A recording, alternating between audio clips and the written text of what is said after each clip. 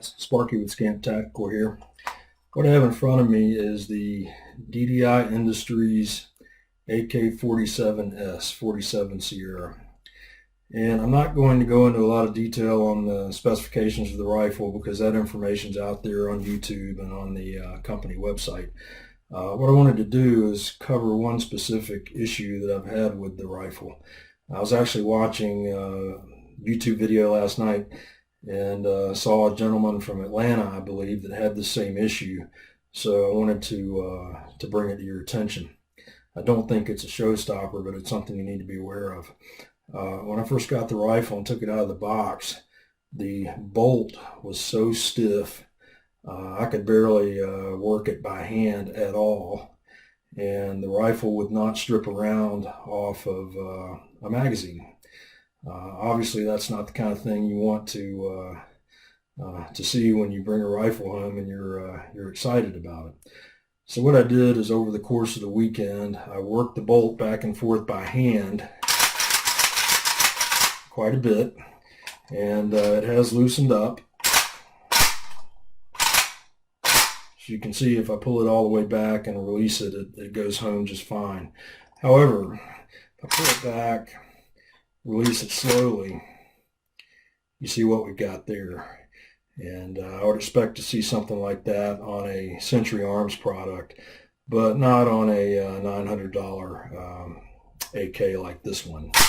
So, in all fairness, I haven't shot the rifle yet. I really like this rifle. I want to keep it.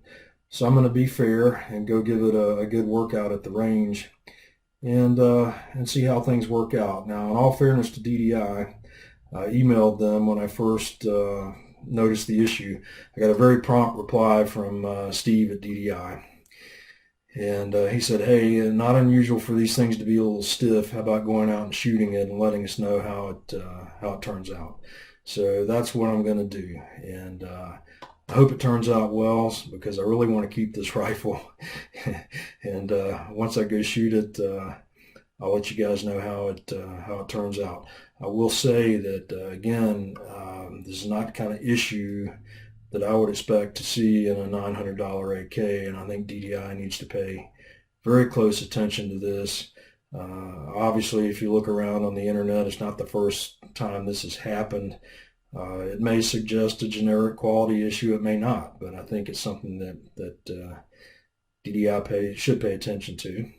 But again, to their credit, they were very responsive to me when I brought it to their attention. I will point out a couple more things I did to this rifle that I think are worth noting. I've got a knurled knob on here on the charging handle that I got from Circle 10, and boy, I highly recommend those things. Those standard AK charging handles can be tough on your hands. These things make it much easier to charge the weapon, particularly if you have small hands like me. The other thing I'll point out is the Midwest Industries scope mount. I've got these on a couple of my AKs. I highly recommend those. I've been promising on my channel to do a review of those and talk somewhat about whether or not they hold zero when you take them off and put them back on. I haven't done that yet, but I'll get around to it, guys, so be patient. So stand by, and after I go shoot this thing, get some range time on it, I will let you know what I come up with. Thanks.